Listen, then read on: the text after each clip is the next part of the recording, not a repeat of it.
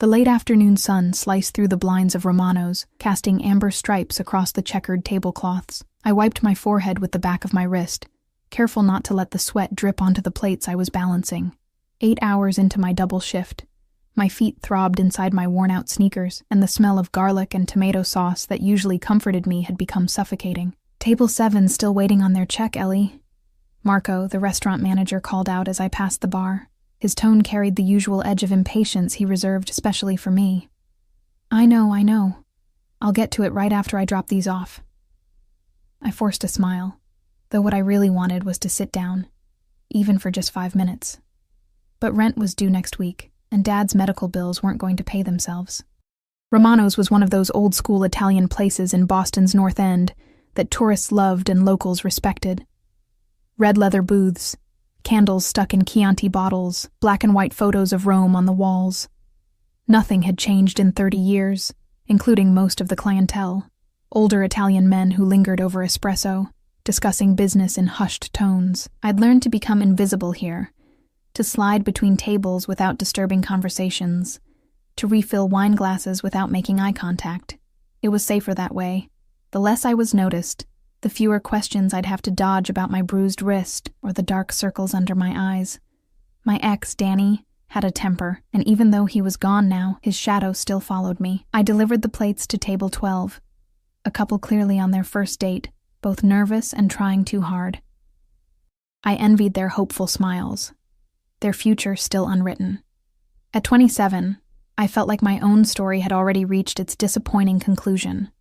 Single mother working 3 jobs, living in a 1-bedroom apartment with paper-thin walls, and a 4-year-old daughter being raised by my retired father more than by me. The front door chimed as it opened, and a gust of cold October air swept in, making the candles flicker. I didn't look up immediately. Another table, another order, another tip I desperately needed.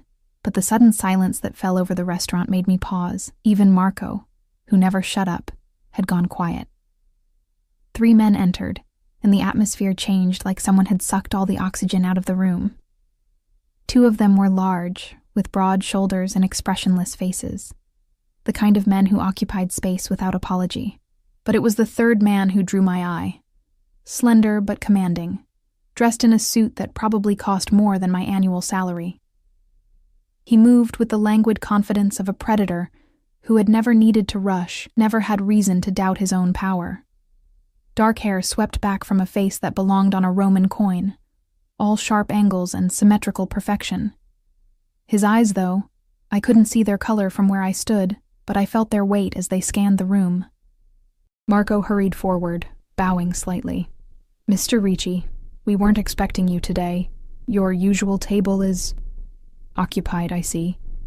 His voice was quiet, accented but clear, like velvet brushed the wrong way. "No matter. That one will do." He gestured toward a booth in my section, the one by the window with the wobbly table that everyone complained about. Marco snapped his fingers at me. "Ellie, clear that table. Now." I swallowed hard, nodding as I rushed to the empty booth, gathering abandoned napkins and water glasses left by the previous customers. I could feel Mr. Ricci's gaze following me, making my skin prickle like I was standing too close to a fire. The men settled into the booth, the 2 larger ones facing outward, their eyes constantly moving, scanning the restaurant. Bodyguards, I realized with a jolt. What kind of man needed bodyguards to eat pasta? "I'll be right with you," I said, the rehearsed waitress line falling from my lips automatically. Mr. Ricci looked up at me then, and I finally saw his eyes, dark amber, almost gold in the dying sunlight. They widened slightly, as if I'd surprised him somehow. For a moment, neither of us spoke, and I had the strangest sensation of time slowing down, of standing on the edge of something vast and dangerous. "Take your time," he said finally, his lips curving into something not quite a smile. "We're in no hurry." But there was an intensity in his gaze that contradicted his casual words, a hunger that made my heart stutter against my ribs. I nodded and retreated to the kitchen, where I pressed my back against the cool tile wall and tried to catch my breath. "Who is that?" I whispered to Sophia, the other waitress, who was loading her tray with bread baskets. She glanced through the round window in the kitchen door. "You don't know?" That's Alessio Ricci. When my face remained blank, she added, The Ricci family owns half the waterfront, real estate, shipping, waste management. She made air quotes around the last words. They say his father was connected, if you know what I mean. Old school. Connected? Like Mafia? I laughed nervously. That's just in movies, Soph. She shrugged. Maybe. But nobody crosses the Riccis, that's all I know. And he's a good tipper, so smile pretty. She nudged me with her elbow before pushing through the door. I took a deep breath and followed, order pad in hand. Are you ready to order? Or would you like a few minutes? I asked, proud that my voice didn't shake. Mr. Ricci, Alessio, looked up at me again, and this time his gaze was calculating, as if he were solving a puzzle. What do you recommend? He asked. The osso buco is excellent today, I said automatically. And the special is... No, he interrupted softly. What do you like? What would you order if you were dining here tonight? The question threw me. Customers rarely cared what I thought, and besides, I ate staff meals in the back. Pasta with whatever sauce was about to expire. The risotto ai funghi is my favorite, I admitted, with the truffle oil. He nodded, as if I'd confirmed something important. Then that's what I'll have. And a bottle of the Barolo. He turned to his companions. Order whatever you like. They murmured their choices, but I barely heard them. I was too aware of Alessio's eyes still on me, studying me with an interest that made me simultaneously want to run away and lean closer. I wrote down their orders with a hand that wasn't entirely steady and escaped back to the kitchen. The rest of their meal passed in a blur of heightened awareness.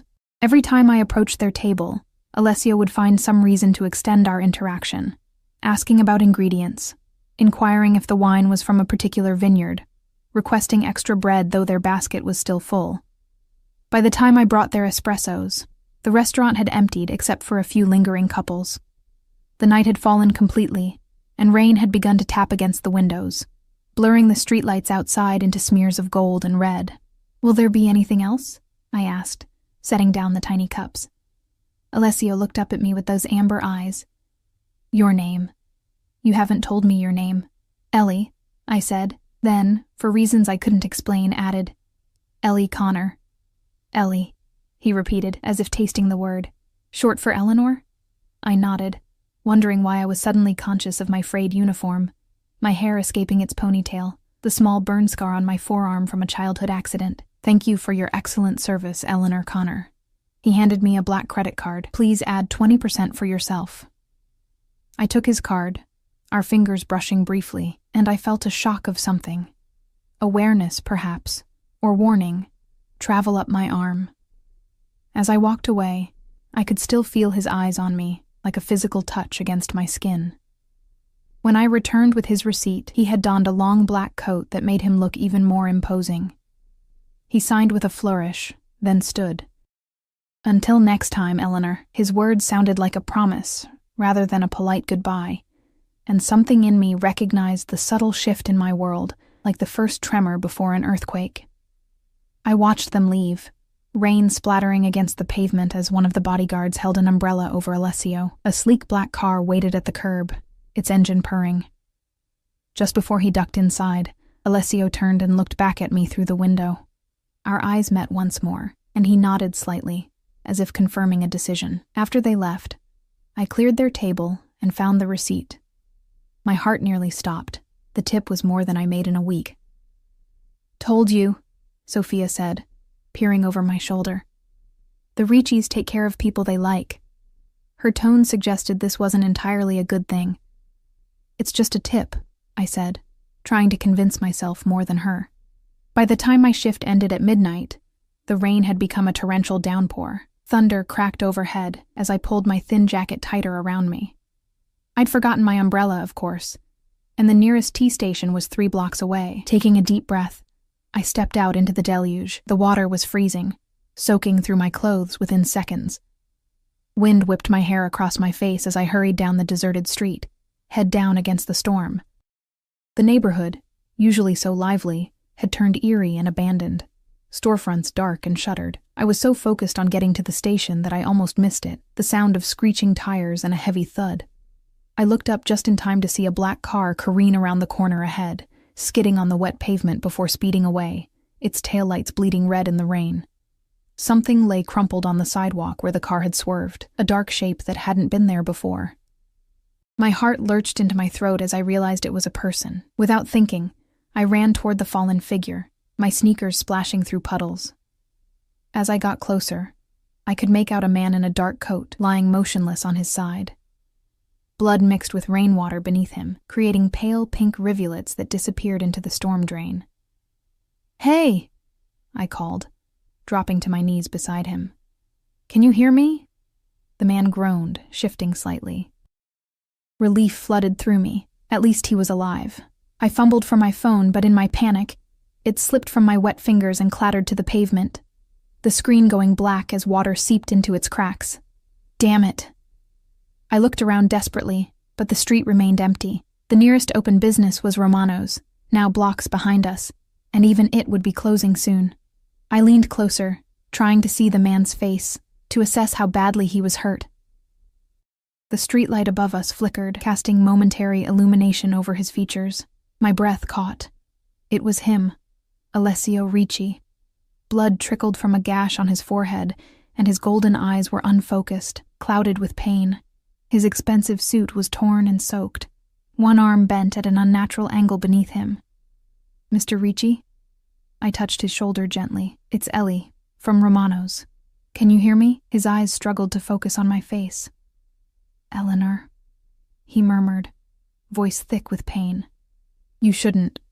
Not safe." "Don't talk," I said, automatically slipping into the voice I used when my daughter was hurt or scared. "We need to get you help." I looked around again, desperation mounting.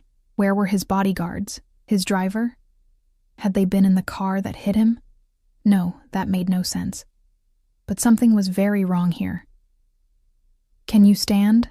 I asked, knowing I couldn't leave him lying in the rain, bleeding on the sidewalk.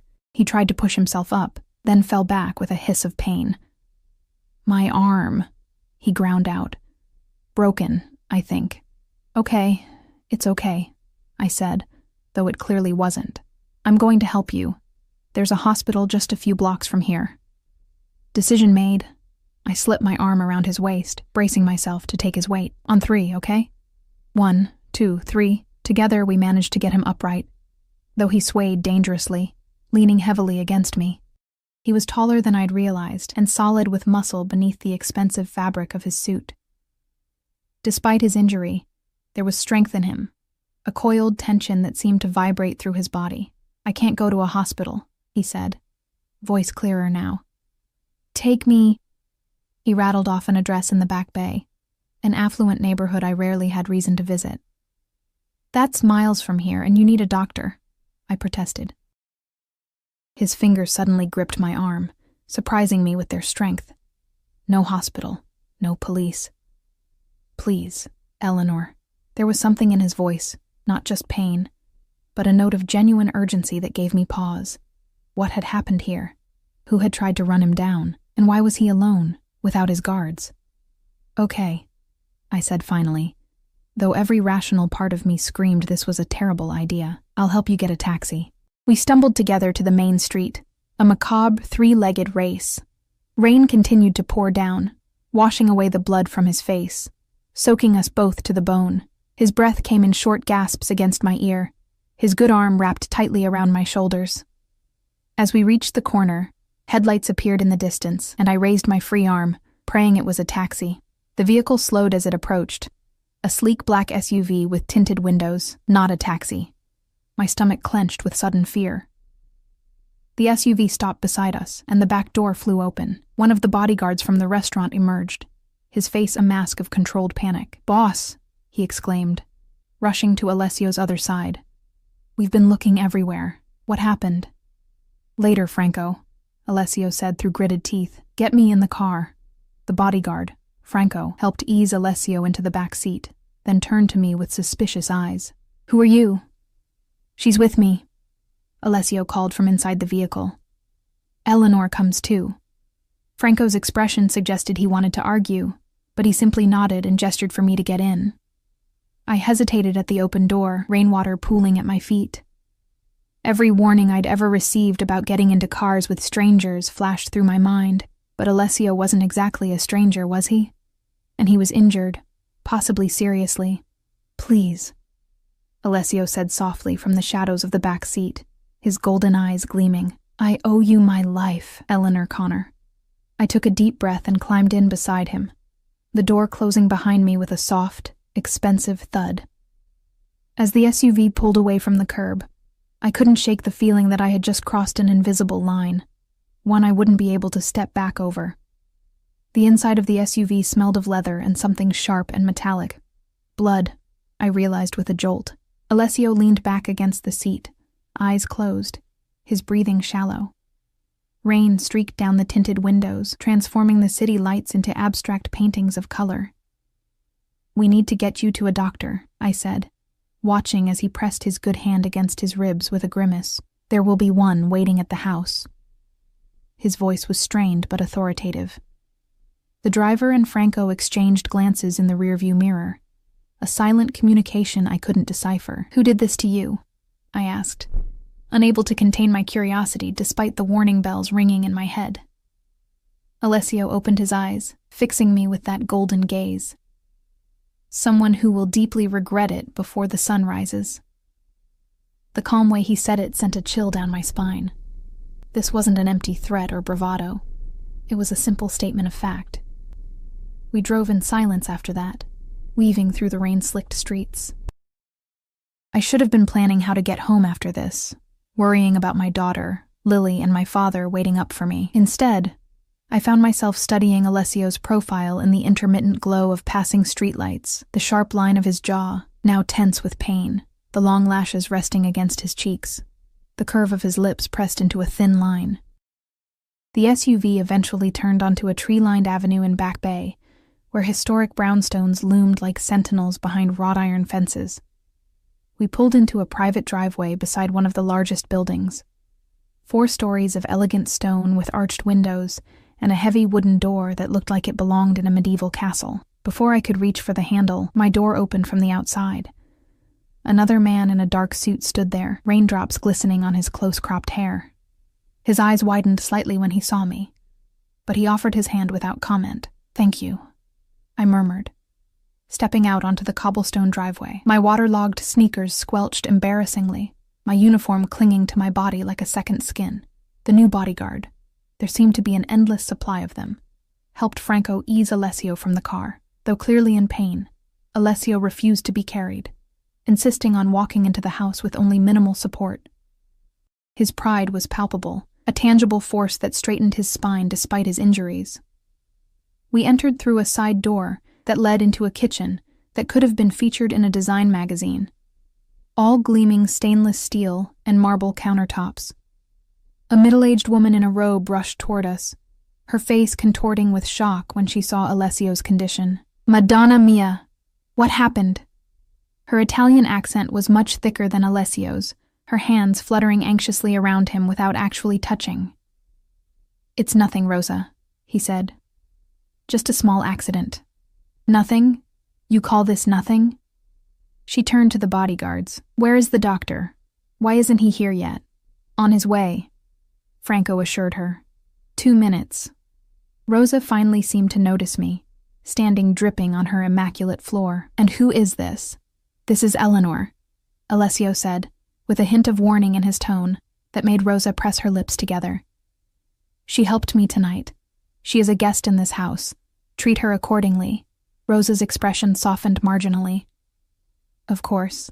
Come, both of you, out of those wet clothes before you catch your death." We were ushered through the house, a blur of antiques, oil paintings, and crystal chandeliers, to what appeared to be a guest suite.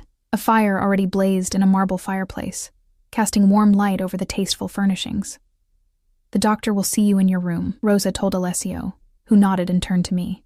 "I'll have dry clothes sent for you," he said. "Please make yourself comfortable. I'll come to you once I've been patched up." With that, he was gone, leaving me alone in a stranger's house, in a room worth more than everything I owned. I stood there dripping onto the plush carpet, torn between the practical need to get out of my wet clothes and the growing realization that I was way out of my depth. My phone was ruined, so I couldn't call my father to tell him I'd be late. Lily would be asleep already, thank goodness, but Dad would be worried. He always waited up for me, no matter how many times I told him not to. A soft knock at the door interrupted my thoughts. Rosa entered, carrying a stack of clothing and towels. "There is a bathroom through there," she said, gesturing to a door on the far side of the room. "I'm afraid these may be a bit large, but they are clean and dry. Thank you," I said, taking the items. "Do you have a phone I could use? I need to let my family know I'm okay." Something flickered in her eyes, surprise, perhaps, or calculation. "Of course. I will bring one after you've changed." The bathroom was larger than my entire apartment, with a shower that had more nozzles than I knew what to do with, and a tub that could have fit 3 people comfortably. I peeled off my wet uniform and stepped under the hot spray, letting it wash away the rain and blood, Alessio's blood, from my skin. As the water sluiced over me, reality began to sink in. I had dragged an injured man, not just any man, but one connected to who knows what kind of criminal activities. Off the street, I had gotten into his car, come to his house, and was now using his shower. Every crime show I'd ever watched screamed that this was how people disappeared, yet strangely, I wasn't afraid. There had been something in Alessio's eyes when he looked at me, a recognition almost, as if he knew me somehow, though we'd only just met. It didn't make sense, but then nothing about this night did. I finished my shower and dressed in the borrowed clothes, a man's silk pajama top that hung to my knees and matching pants I had to roll at the waist and ankles. I towel-dried my hair as best I could, then padded back into the bedroom. Rosa had returned, placing a tray with tea and sandwiches on a small table by the fire. Beside it sat a smartphone. "Mr. Ricci thought you might be hungry," she said. "The phone is for your use. If you need anything else, press 0 on the landline by the bed." "Thank you, Rosa," I said. Is Mr. Ricci okay?" Her expression softened slightly. "The doctor is with him now. He will be fine. He is strong, like his father." There was pride in her voice, and something else, a fierce protective instinct I recognized all too well. It was how I felt about Lily. After Rosa left, I called my father, keeping my explanation vague. A friend had an emergency. I was helping out. Would be home in the morning. He was too tired to question me much, which was a relief. I promised to explain everything tomorrow and hung up feeling both guilty and relieved. I was halfway through a sandwich, the best I'd ever tasted, naturally, when there was another knock at the door. My pulse jumped, though I told myself it was ridiculous to be nervous. "Come in," I called, setting down my tea. Alessio entered, moving more stiffly than before but looking markedly better. The blood had been cleaned from his face, the cut at his temple now neatly stitched. His broken arm was in a sleek black sling, and he had changed into a simple white shirt and dark pants that somehow looked as formal on him as his suit had. "Eleanor," he said, his accent caressing the syllables of my name. "I hope you're feeling more comfortable now." "Yes, thank you," I said, suddenly self-conscious in the borrowed pajamas.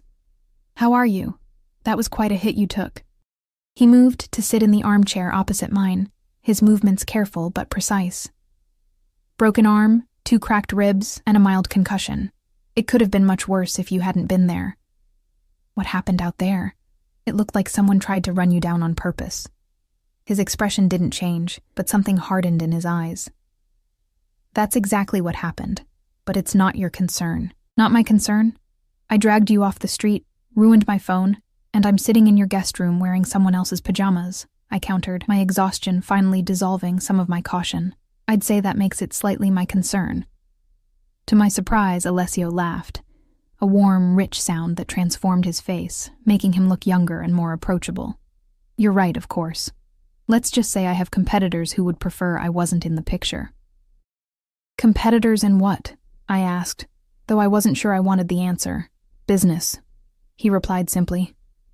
Then, changing the subject with practiced ease, "Tell me about yourself, Eleanor Connor. What brings a woman like you to work double shifts at Romano's?" "A woman like me?" I echoed, not sure whether to be offended. "Intelligent, observant, brave enough to help a stranger in the rain." His eyes held mine. "You don't belong there." I looked away, uncomfortable with his assessment and the intensity of his gaze. We all do what we have to do. I have bills to pay, like everyone else. And a family to support? It wasn't really a question. I nodded, wondering how he knew. My daughter Lily, she's 4, and my father who watches her while I work. The child's father? Not in the picture. My tone made it clear I didn't want to elaborate. The last thing I wanted to think about was Danny and his jealous rages, the terror that had driven me to take Lily and run in the middle of the night, leaving behind everything we owned. Alessio studied me, as if piecing together the parts of me I wasn't saying aloud. You said you have bills, medical bills, I think. Your father? I stared at him, startled by his perception. How did you... You mentioned double shifts, which suggests urgency. You look exhausted but well-groomed, so you're not spending money on vices. And you have a particular expression when you mention your father, concern mixed with love. He has a heart condition, I admitted. Insurance covers some, but not all of the treatments he needs. And Boston rent isn't cheap, even in my neighborhood. Alessio nodded thoughtfully. And you work other jobs besides Romano's? Morning shift at a coffee shop near my apartment. Weekend receptionist at a law firm when they need coverage. I shrugged. It's temporary until I can finish my degree. What were you studying? Nursing. I had to drop out when I got pregnant with Lily. I didn't add that Danny had insisted I quit, that he'd hidden my textbooks and deleted my professor's emails when I'd tried to continue. Something softened in Alessio's expression. You should finish. It would be a waste of your intelligence not to. I laughed without humor. Easy to say. Not so easy to do when you're juggling 3 jobs and childcare. Perhaps. He leaned forward slightly, wincing as the movement pulled at his ribs. Eleanor, I owe you a debt. You may have saved my life tonight. I just did what anyone would do, I said, uncomfortable with his intensity. No. His voice was firm. What you did was extraordinary. Most people would have walked by, called an ambulance at most. You put yourself at risk to help me. A stranger. I shrugged, not knowing how to respond. The fire crackled in the hearth, filling the silence between us. It's late, Alessio finally said. You should rest. In the morning, my driver will take you wherever you need to go. Thank you, I said, for the clothes and the room and everything. He stood, moving with that same careful grace despite his injuries. No, Eleanor Connor, thank you. He paused at the door. Sleep well. You're safe here. After he left, I sat by the fire for a long time, replaying the events of the night in my mind. There was something about Alessio Ricci that both intrigued and unsettled me. A magnetic pull I couldn't quite explain or resist. As I finally slipped between the silken sheets of the guest bed, I told myself this was a one-time encounter, an odd story I'd tell Sophia at work tomorrow. But deep down, I knew this wasn't the end. Somehow, I'd become entangled in Alessio Ricci's world, and something told me he wasn't a man who let go easily of what he considered his. Morning light filtered through heavy brocade curtains, momentarily confusing me as I blinked awake. This wasn't my cramped bedroom with its water-stained ceiling and Lily's stuffed animals scattered across the foot of the bed. The events of last night rushed back. The rain, Alessio lying injured on the sidewalk, this opulent house with its silent hallways and watchful staff. I sat up, running my fingers through my tangled hair. A glance at the ornate clock on the mantelpiece showed it was just past 7, later than I'd usually wake, but still early enough that I might make it home before Lily left for preschool. A soft knock at the door made me start. Come in, I called, pulling the luxurious comforter up to my chest, though I was fully dressed in the borrowed pajamas. Rosa entered carrying a tray laden with breakfast, fresh fruit, pastries, and a steaming pot of coffee that made my mouth water. Good morning, Miss Eleanor, she said, her tone noticeably warmer than last night. I hope you slept well. Very well, thank you. I watched as she set the tray on the small table where I'd eaten sandwiches the night before. Is Mr. Ricci? He is resting, she said. The doctor gave him something for the pain. He asked me to tell you that a car will be ready whenever you wish to leave. She paused, her dark eyes assessing me. He also asked me to give you this. From the pocket of her apron, she withdrew a small velvet box.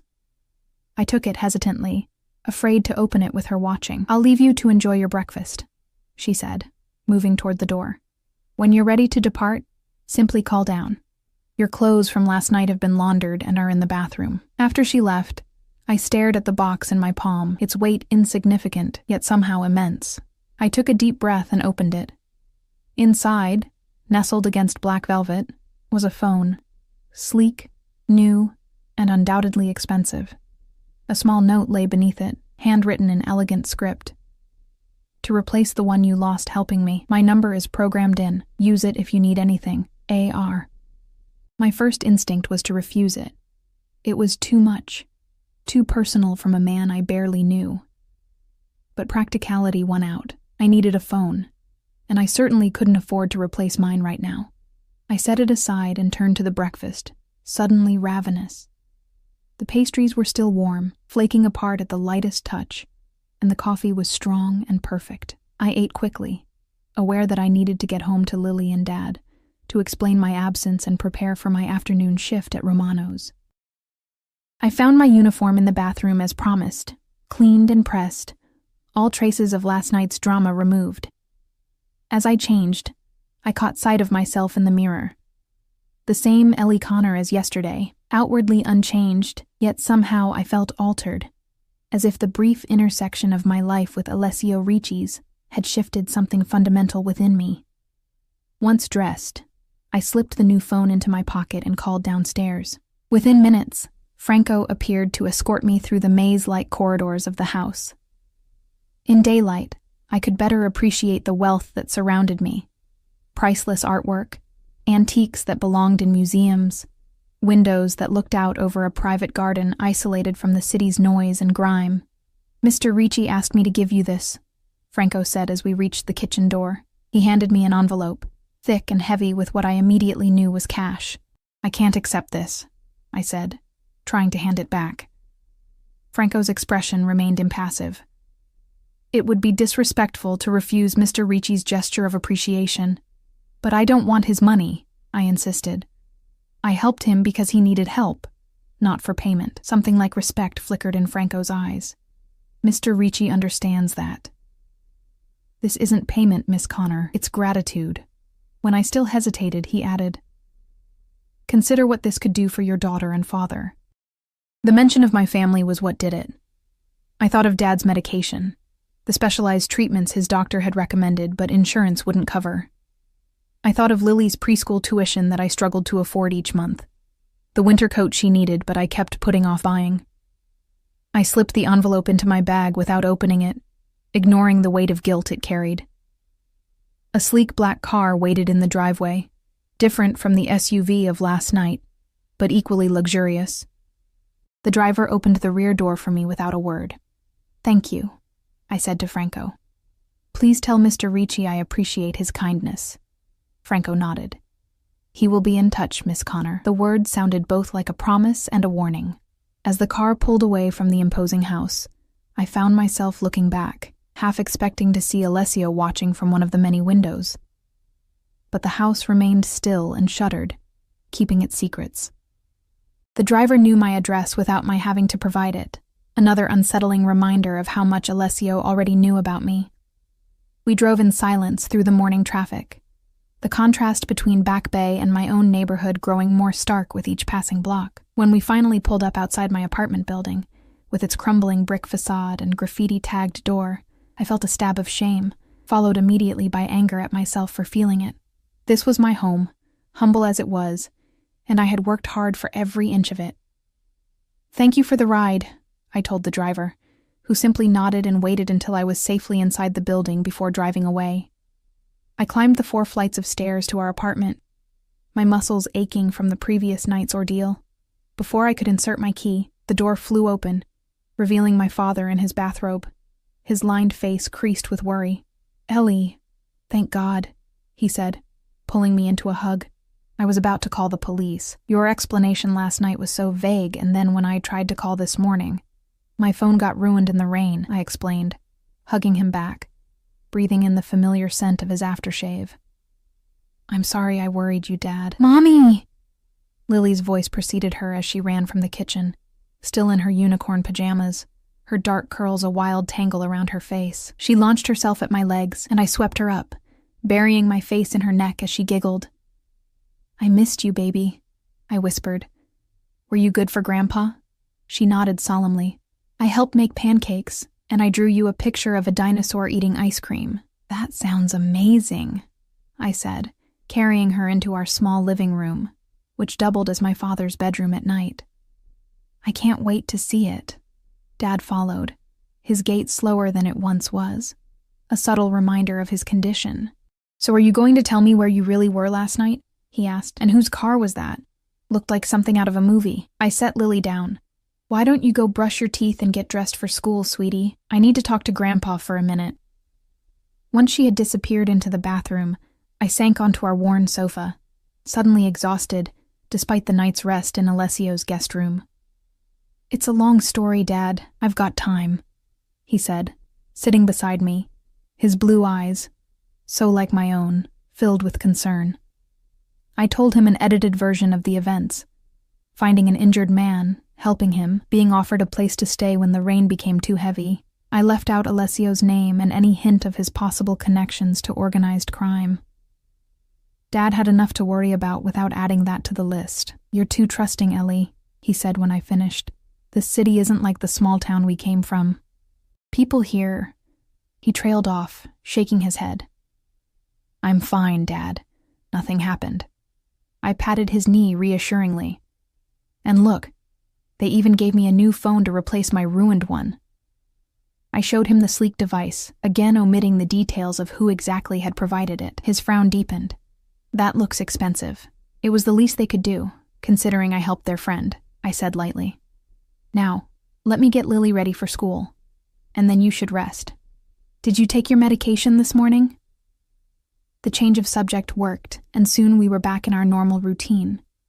Hurrying Lily through breakfast, finding her missing shoe, packing her lunch, all while Dad sat at the kitchen table with his pills and tea. The normalcy was comforting after the surreal interlude in Alessio's world. After dropping Lily at preschool, I returned home to shower and change before my afternoon shift at Romano's. I finally opened the envelope Franco had given me, gasping when I saw the amount. It was enough to cover Dad's specialized treatment for 6 months and Lily's tuition for the rest of the year, with plenty left over. My hands trembled as I tucked it into my sock drawer, beneath my winter sweaters. This changed everything, at least temporarily, but I couldn't help wondering what invisible strings might be attached. I arrived at Romano's 20 minutes before my shift, hoping to speak with Sophia before we got busy. She was already there, setting tables, her eyebrows shooting up when she saw me. Well, look who decided to show up," she said. "I thought you might have run off with Mr. Tall, Dark, and Dangerous after your shift last night." I stared at her. "What are you talking about?" She glanced around to make sure Marco wasn't within earshot. "Don't play dumb, Ellie. I saw you leave with Ricci and his men. Or rather, I saw them waiting outside when you left. What happened? Did he invite you to some fancy after-party?" "It wasn't like that," I said, dropping my voice. "There was an accident. He was hurt, and I helped him." Sophia's eyes widened. "Hurt? Alessio Ricci? What happened?" "Car accident," I said vaguely. "Look, it's not a big deal. I just want to forget about it and get back to normal life." "Normal life," she echoed, shaking her head. "Ellie, there's nothing normal about getting involved with the Riccis. Trust me on this." "I'm not involved with anyone," I insisted. "It was one weird night. End of story." She looked unconvinced, but was prevented from pressing further by Marco's arrival. The lunch rush started soon after, and I threw myself into work, grateful for the distraction. Yet throughout my shift, I found myself watching the door, half expecting Alessio to appear with his bodyguards and that intense golden gaze. He didn't come, and by closing time, I had almost convinced myself that Sophia was overreacting, that my brief encounter with Alessio Ricci would remain just that, brief. I was wiping down my last table when Marco approached, his usual scowl replaced by an uncharacteristic nervousness. "Ellie, there's someone asking for you," he said, his voice low. "In the back office." My heart stuttered. "Who is it?" "Just go see," Marco said, not meeting my eyes. I made my way to the small office at the rear of the restaurant, my pulse quickening with each step. When I opened the door, however, it wasn't Alessio waiting for me. It was Franco, his broad frame making the cramped space seem even smaller. "Miss Connor," he said with a slight nod. "Mr. Ricci would like to see you. Is he okay?" I asked, genuine concern bubbling up. "His injuries—" "He's recovering well," Franco assured me. "He has a proposition for you and believes it would be best discussed in person." "A proposition?" I echoed, unease creeping up my spine. "A job offer," Franco clarified. "One that would solve your financial concerns permanently." I thought of the envelope in my sock drawer, of Dad's medicine and Lily's future. What kind of job? "That's for Mr. Ricci to explain."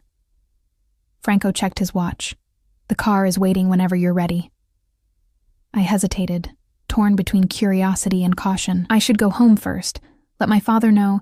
"Of course, we can stop at your apartment on the way." The way. As if my acceptance was already assured. I should have been offended by the presumption, but instead, I felt a flutter of anticipation. What kind of job could Alessio Ricci possibly offer a waitress like me? "Let me get my coat," I said, making my decision. As I followed Franco out the back exit, I caught Sophia watching me, her expression a mixture of worry and resignation. I gave her what I hoped was a reassuring smile, though in truth, I had no idea what I was walking into.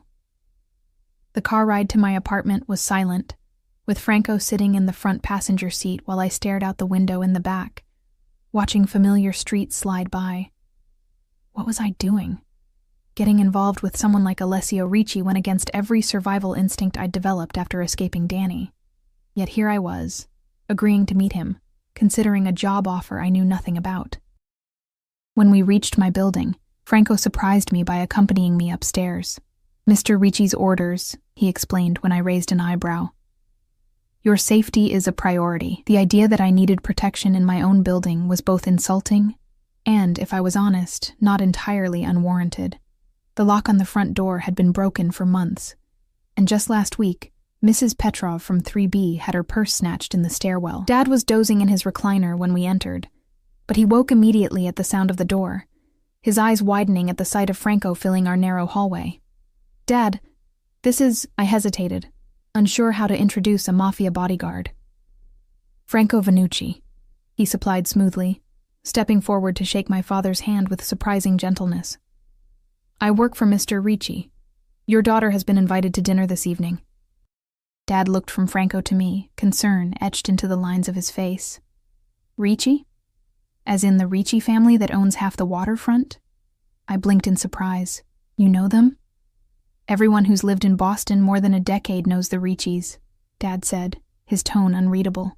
"They've been here since before I was born." Something in his voice made me look at him more closely. There was recognition there, and something else.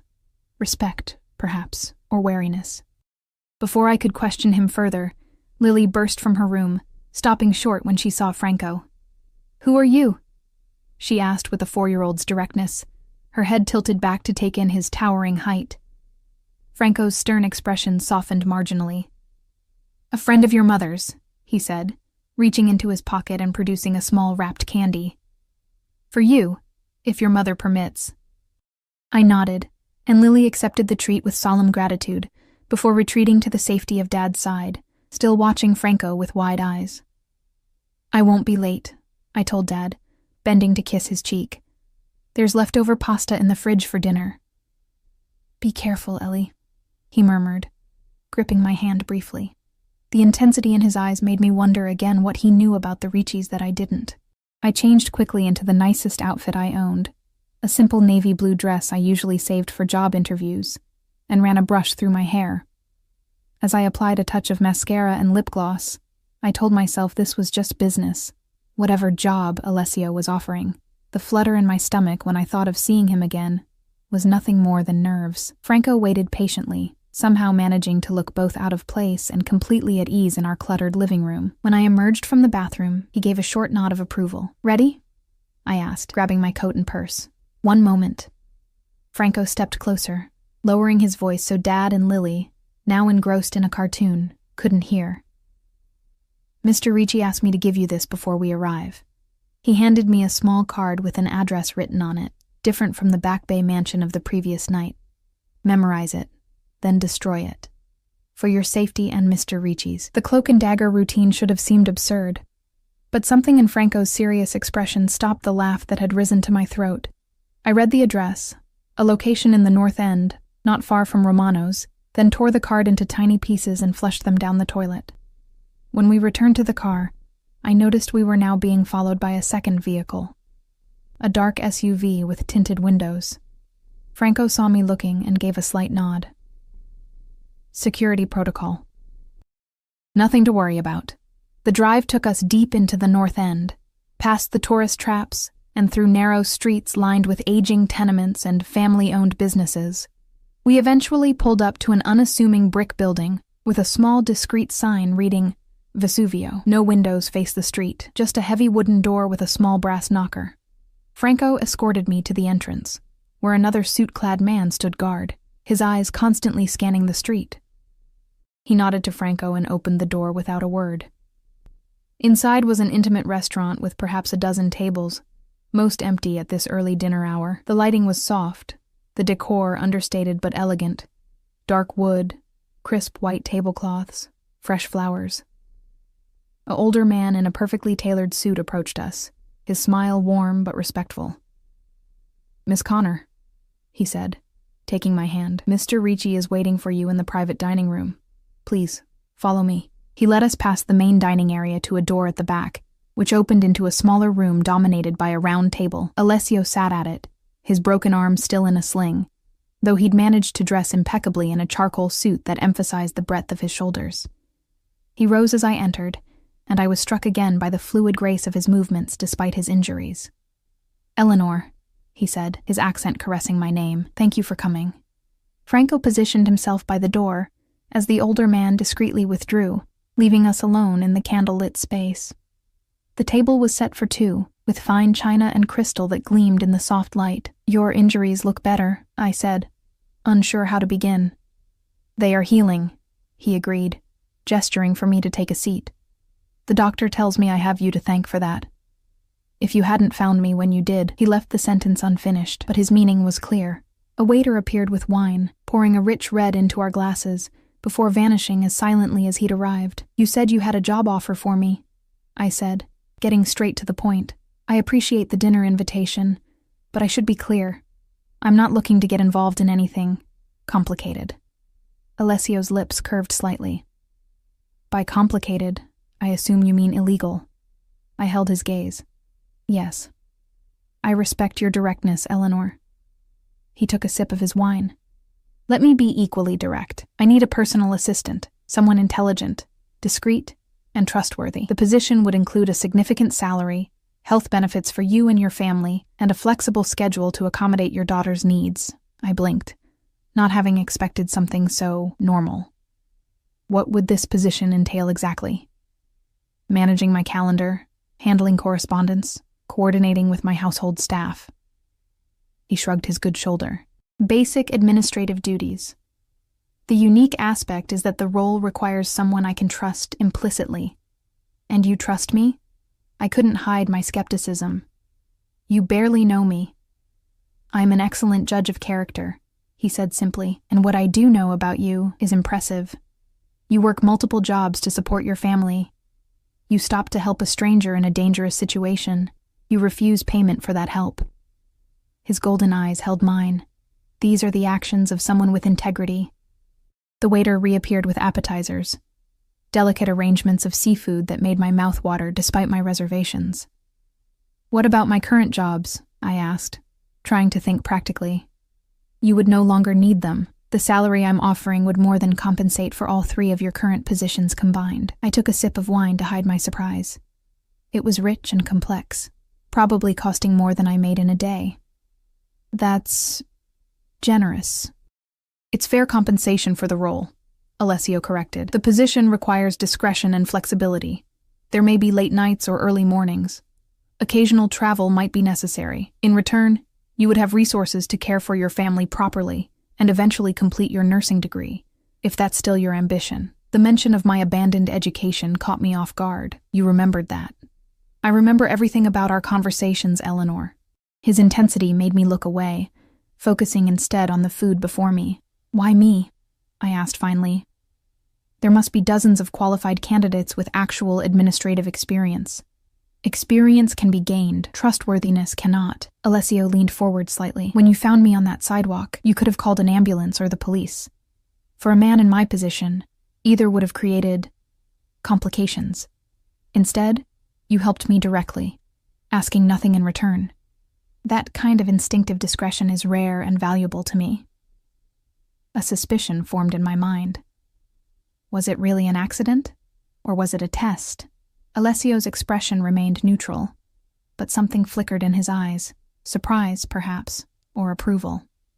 Would it matter if it was? Of course it would, I said, indignation rising. That would mean you manipulated me from the start. It wasn't a test, he said after a moment. The attempt on my life was very real. But your reaction to it revealed your character in a way no interview ever could. The main course arrived, delicate pasta with a sauce that smelled divine. We ate in silence for a few minutes, the tension between us neither uncomfortable nor entirely easy. What does your family think about this dinner? Alessio asked eventually. My father seemed to recognize your name, I admitted. He was concerned. Understandable. The Ricci name carries certain associations in Boston. Are those associations accurate? I asked boldly. Alessio studied me for a moment. My family has been in this city for generations. We've built businesses, created jobs, contributed to the community. Have we always operated strictly within the boundaries of conventional law? No. But we have our own code, one that values loyalty, family, and honor above all else. It wasn't quite an admission, but it wasn't a denial either. And where would I fit into this code? Under my protection, he said simply. You and your family would become an extension of my household. No one would dare harm you. The implication that we might need such protection sent a chill through me. Is that because this job would put us in danger? No.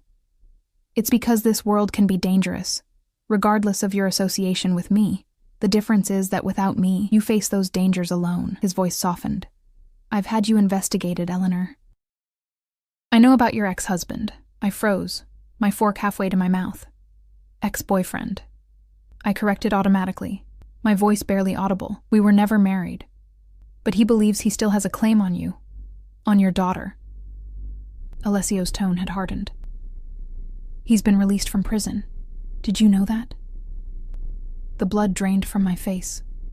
Danny had been sentenced to 3 years for assault and battery after he'd put his previous girlfriend in the hospital. It was why I'd felt safe enough to stay in Boston after leaving him, knowing he was locked away. When? I whispered. 2 weeks ago. Good behavior. The contempt in Alessio's voice was palpable. He's been asking questions about you in your old neighborhood. My hands began to tremble. I set down my fork before I dropped it. How do you know this? As I said, I had you investigated. Thoroughly. At least he had the grace not to apologize for the invasion of privacy. Working for me would mean a new apartment in a secure building, with proper security, a better school for Lily, medical care for your father. And all I have to do is answer your phones and manage your calendar? I couldn't keep the disbelief from my voice. And maintain absolute discretion about what you see and hear, he added. Your loyalty would be to me and me alone. The implications hung in the air between us.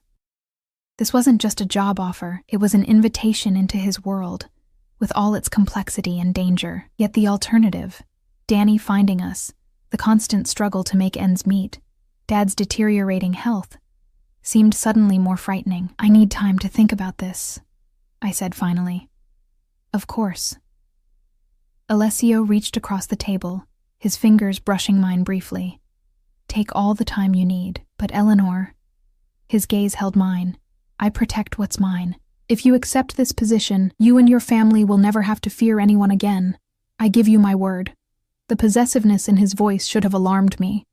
Instead, it sent a different kind of shiver through me, not fear, but something far more complicated. As dessert arrived, a delicate tiramisu that melted on my tongue, I found myself imagining a life where Lily could have her own room, where Dad could receive the treatment he needed, where I might finally finish my degree. A life under Alessio Ricci's protection. Under his watchful golden eyes. Would I still be able to see my friends? I asked, thinking of Sophia and her warnings. Your life would remain your own, he assured me, with certain necessary precautions. And if I decide this isn't for me after trying it? Something hardened in his expression. I won't hold you against your will, Eleanor. But once you enter my circle of trust, leaving it becomes complicated, for both our sakes. The warning was clear, and I appreciated his honesty even as it gave me pause. As we finished our meal and Alessio signaled for the check, which never actually appeared, I noticed. I made a decision. 1 month, I said. I'll give it a trial period of 1 month.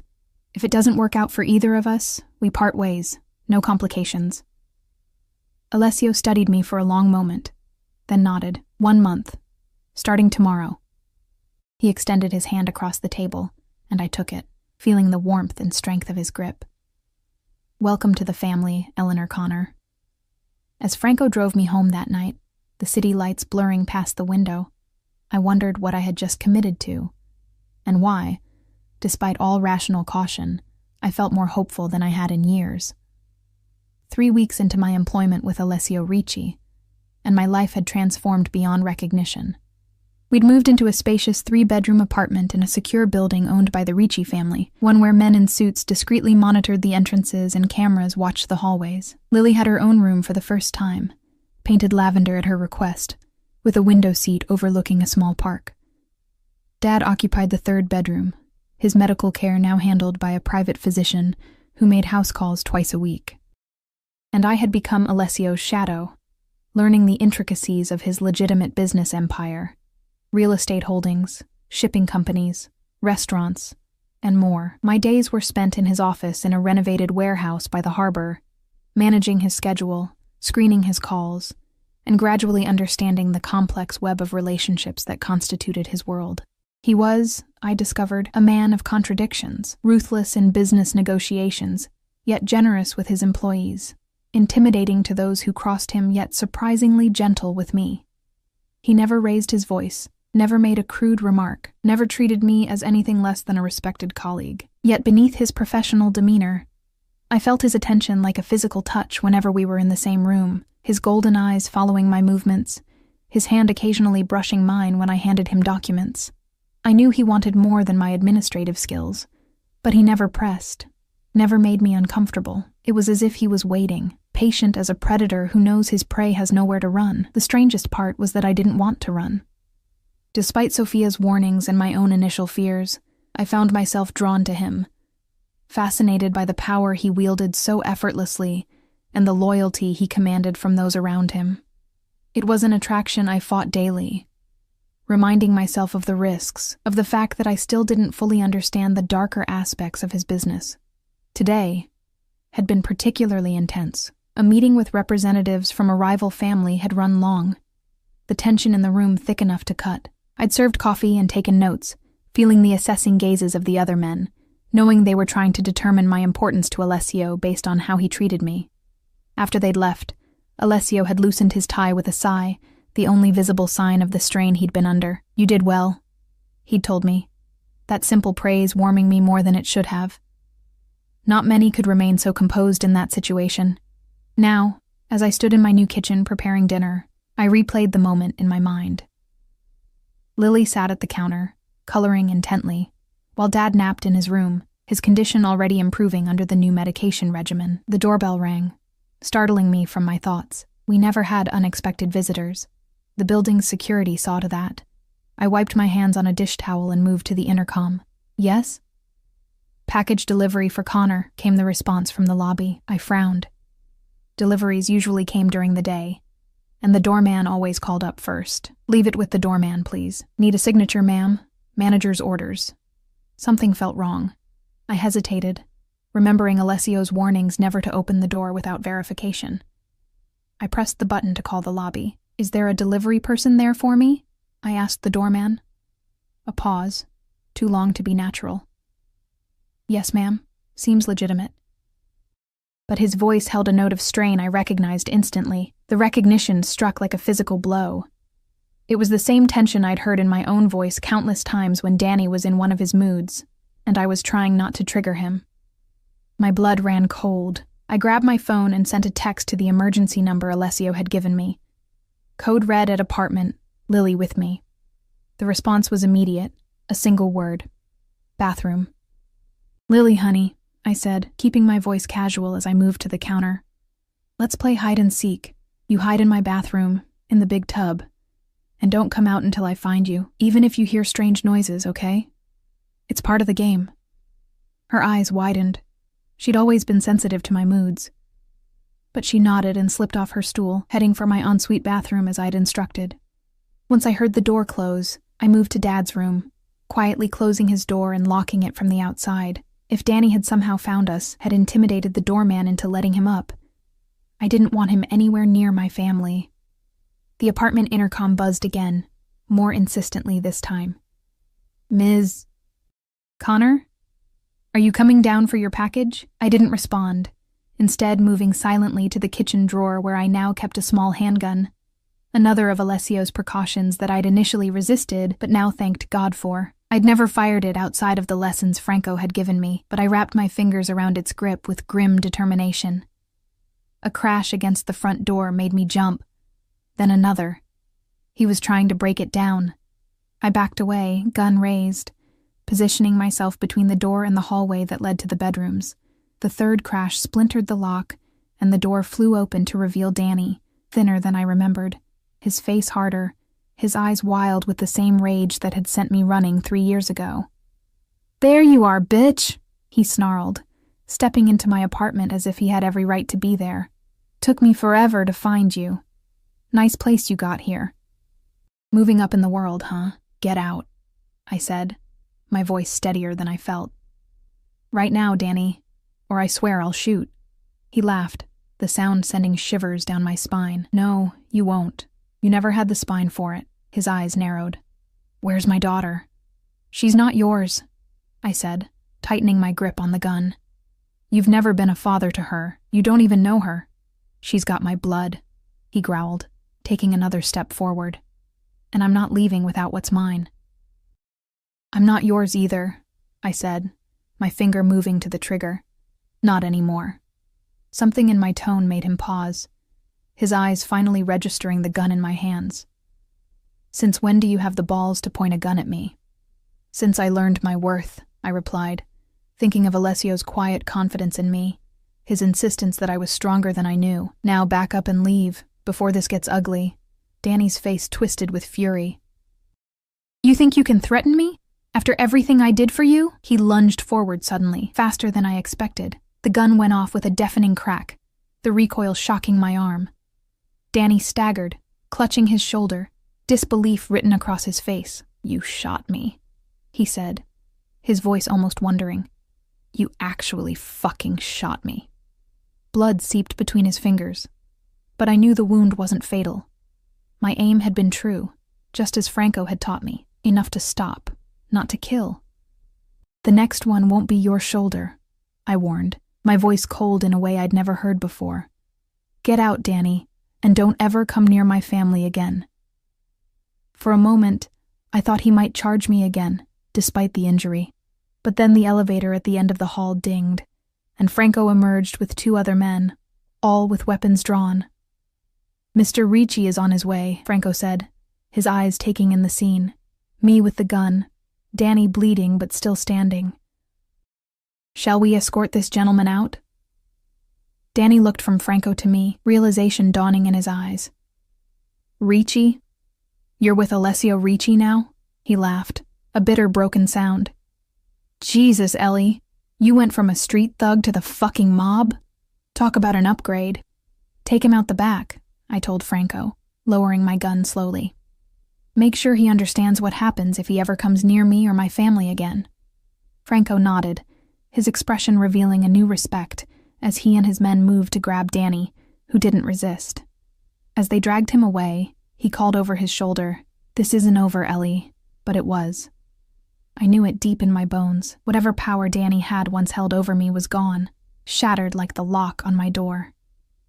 I set the gun down carefully and went to check on Lily, finding her curled in the bathtub as instructed, her eyes wide with fear but dry. My brave girl. I gathered her into my arms, breathing in the sweet scent of her hair, murmuring reassurances that everything was okay now, that the bad man was gone. By the time I'd settled her back with her coloring books, promising that a friend was coming to fix the broken door, Alessio had arrived. He stood in my living room, his presence filling the space in a way that should have been intimidating, but instead felt like safety. His golden eyes took in the splintered door frame, the small blood stain on the carpet, and finally me, disheveled but unharmed. "You're okay?" he asked, his voice tight with controlled emotion. I nodded. "We all are. I shot him. In the shoulder." "Good," Alessio said simply, moving toward me with that fluid grace I'd come to associate with him alone. "Franco told me. I'm proud of you, Eleanor." He reached for me then, his hands gentle as they framed my face. "When I got your message," something raw flashed in his eyes. "I've never been so afraid." The admission, from a man who seemed to fear nothing, broke something open inside me. 3 weeks of professional distance, of pretending I didn't feel the pull between us, collapsed like a dam giving way. "I wasn't afraid," I told him, my voice barely above a whisper. "Not after I texted you. I knew you'd come." His thumbs brushed my cheekbones, feather light. "I will always come for you, Eleanor. Always." And then he kissed me, his lips claiming mine with a possessiveness that should have frightened me, but instead felt like coming home. I melted into him, my hands clutching his shirt, drawing him closer as years of loneliness and struggle dissolved in the heat of his touch. When we finally broke apart, both breathing hard, his forehead rested against mine. "I've wanted to do that since the night you dragged me off that sidewalk," he confessed. "Why did you wait?" I asked. "I needed you to choose me," he said simply.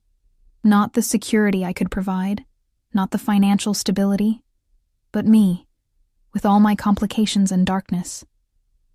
I looked up into those golden eyes and saw the truth there, the possessiveness, yes, but also a depth of feeling that matched my own. "I choose you," I whispered. Complications and all. His smile transformed his face, making him look younger, almost boyish. "Then you're mine now, Eleanor Connor, and I protect what's mine." As his lips found mine again, more demanding this time, I realized I'd crossed that invisible line completely now, stepping fully into Alessio Ricci's world with my eyes wide open.